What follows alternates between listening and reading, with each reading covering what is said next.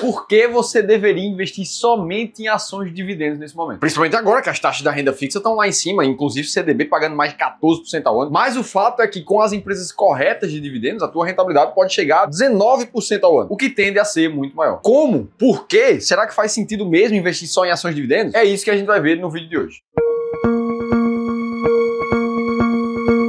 Boa, vamos lá, e essa semana mesmo, esse vídeo aqui foi inspirado num vídeo de um outro canal, lá do pessoal do Dica de Hoje, do Daniel Nigri, um cara que eu admiro demais e acompanho demais o conteúdo. E aí, assistindo o canal do Nigri, eu me deparei com esse vídeo aqui, ó, você deveria comprar apenas ações de dividendos nesse momento, onde o Daniel traz um pouco dos estudos que ele sempre traz para mostrar por que ações de dividendos podem ser as melhores nesse momento, principalmente quando a Selic tá numa tendência de voltar a subir, porque afinal de contas é isso que a gente tem visto esse ano de 2024, onde no começo do ano, pela linha azul, a gente tinha uma expectativa dos juros futuros caírem para perto de 9,5 em 2026. Enquanto que agora, no final do ano de 2024, a gente tem uma expectativa dos juros subirem a 13. É uma diferença muito grande. O que faz com que taxas como pré-fixados venham subindo para 14%, diferente do que era no começo do ano, que era menos de 10%. E quando a gente fala de finanças, a gente precisa sempre considerar o famoso custo de oportunidade. Quando você coloca seu dinheiro em um ativo, você automaticamente disse não para todos os outros possíveis ativos do mercado. Então é por isso que a cabeça do investidor está sempre comparando. Será que eu comprei o ativo que vai dar mais rentabilidade com menor risco e parará e por aí vai? E aqui que entra o primeiro ponto do Daniel. Aquelas empresas que pagam dividendos, elas têm o potencial de trazer retorno para você. Primeiro, via pagamento de dividendos. Segundo, esses dividendos que são pagos, você pode reinvestir em mais ações. E terceiro, você tem a própria valorização da ação. Então a ação ela precisa subir muito menos para que você tenha lucro, porque parte do custo de oportunidade vai voltando para o seu bolso na forma de dividendos. Por essas três razões, as ações de dividendos compensariam ainda mais do que você tá lá na renda fixa. E aí, como a gente aqui no Clube do Valor também temos a nossa estratégia de dividendos, isso me chamou a atenção e tem muita coisa que a gente concorda com o Daniel. E somente uma que a gente discorda de ponto de vista de investimento. Mas vamos seguir vendo o vídeo que eu vou te contar. E aí o Daniel fez algumas contas para comprovar o ponto dele. Então eu tenho aqui, por exemplo, Banco do Brasil. Tá? Então hoje Banco do Brasil, por exemplo, tem um preço de R$ 26,69 quando eu estou gravando. Tá? O lucro por ação atual é de R$ 5,64 e o Banco do Brasil tem pago em torno de 45% do lucro dele na forma de dividendos. Tá? Então o que funciona aqui? O lucro de 2014 do Banco do Brasil foi de 13,34 bilhões. O lucro de 2024 foi 34,95 bilhões, isso significa um retorno anual composto de 10,67% ao ano. É claro que ele não foi em linha reta, ele teve anos que subiu e teve anos que caiu. Então aqui ele considera o preço atual da empresa, o lucro atual da companhia e uma taxa de crescimento baseada no crescimento dos últimos 10 anos, aplicando um fator de conservadorismo para baixar um pouco isso. Aí esse crescimento serve tanto para o lucro, o que consequentemente vai servir para o crescimento da valorização da ação. Afinal de contas, ele está considerando o preço sobre lucro fixo. E se ele trouxer aí 8,67, que seria 2% a menos do que essa média dos últimos 10 anos, o que aconteceria aqui?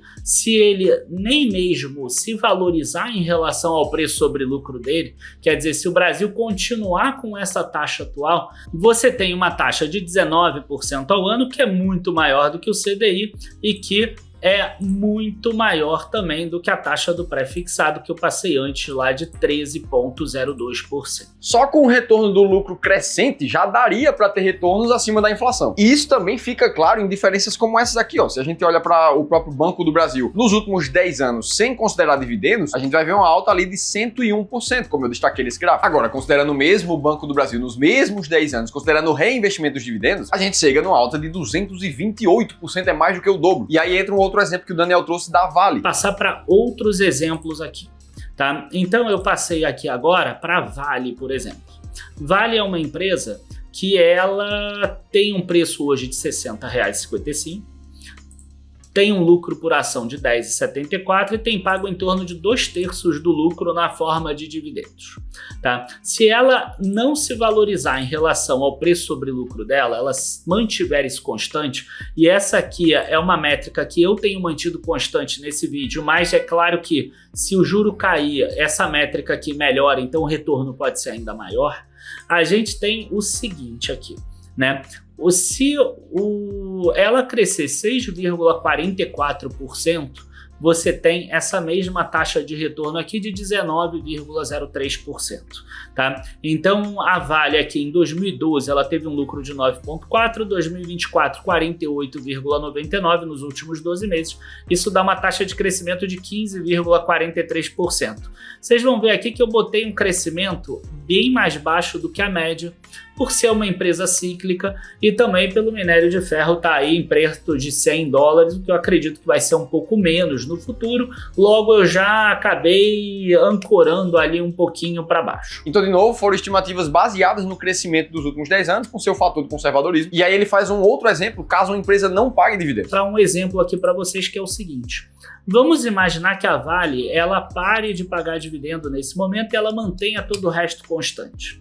Olha só o que acontece com ela. Ela passa a ter uma taxa de retorno de 6,43% só. Então você vê que se ela pagar dividendos aqui, você tem 19% de retorno. Se ela não paga dividendo aqui, você passa a ter 6% ao ano de retorno, porque você passa a depender única e exclusivamente da valorização da ação. Então, olha só a diferença que traz. O dividendo, ele não é 13% de yield, mas ele dá uma diferença na taxa de retorno de 12%, 13%. Ou seja, a reflexão inicial é que o pagamento de dividendos realmente faz muita diferença na conta. Lembrando que, mais uma vez, ele considera que o mercado vai estar dando um preço para a ação em relação ao seu lucro fixo ao longo do tempo inteiro. Então seria considerar um mercado completamente racional, que mantenha a percepção de risco que ele tem atualmente para a empresa daqui para frente. E aí, ainda no caso da Vale, para que você tenha um retorno plausível sem que ela pagasse dividendos, você precisaria comprar ela a um preço muito mais descontado. Se ela não pagar dividendo, o preço dela vai ter que cair. Se cair para R$40, ainda não dá os 19%. Se cair para R$35, está quase chegando. Eu acho que uns 34,50 chega mais ou menos. Então, olha a desvalorização que a Vale deveria ter se ela para hoje de pagar dividendo. Então, quando a empresa não paga dividendos, é natural que o mercado tenha que bater muito mais na cotação dela para poder ver algum retorno na empresa. E isso é verdade. Empresas que não pagam dividendos tendem a sofrer mais quando o mercado cai. Aí, quando a gente olha para o que a gente vive nesse momento no mercado, a expectativa de que os juros possam voltar a bater 13%, em uma análise completamente direta, as empresas tendem a cair mais caso isso se concretize. E aí aqui entra a conclusão do Daniel sobre as empresas de dividendos. Então, se porventura a gente tiver uma escalada dos juros, a empresa de dividendo amortece as tuas quedas. E é por isso que você deveria investir em empresas de dividendo nesse momento. Muito bacana as análises dele, e a gente aqui do Clube do Valor também comprovou que uma estratégia de dividendos tende realmente a sofrer menos quando o mercado cai do que uma estratégia de ações baratas, por exemplo. A gente comparou a nossa estratégia máquina de dividendos com as ações mais baratas da bolsa, e o que a gente descobriu é que a pior queda, medida ali pelo worst drawdown da estratégia, foi de 31 para a estratégia de dividendos e de 38 para a estratégia de ações baratas, enquanto que o pior retorno mensal foi de 21 contra 31. Então sim, no momento da queda, as ações de dividendos vão cair menos. E aqui entram vários pontos de concordância que a gente tem com o Daniel. Primeiro, empresas de dividendos são mais conservadoras, vão cair menos em momentos de crise. Isso não é uma opinião, isso é um fato. Concordância número 2, comparar somente o pagamento de dividendos de uma empresa com a taxa Selic do Brasil, por exemplo, é uma análise muito simples e superficial que não te dá informação nenhuma. Afinal de contas, como o próprio Daniel demonstrou, caso tudo vá acontecendo como ele projetou, empresas de dividendos têm um retorno muito acima da Selic, apesar do dividend yield do Banco do Brasil, por exemplo, estar em 9% nesse momento. Só que o que ele projetou ali era o dobro disso. Concordância número 3, independente do cenário que está acontecendo atualmente no mercado financeiro ou não, o seu foco de investimentos sempre deve ser o longo prazo, principalmente quando se fala de ações. Então, nesse momento, o que você deveria fazer?